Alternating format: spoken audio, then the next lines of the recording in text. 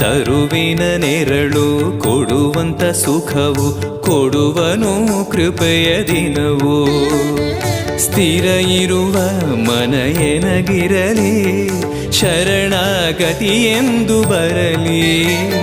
ಭಗವಂತನ ಪ್ರಿಯ ಮಗನಿವನ, ಸಾರಿ ಬದುಕು ಇರಲಿ.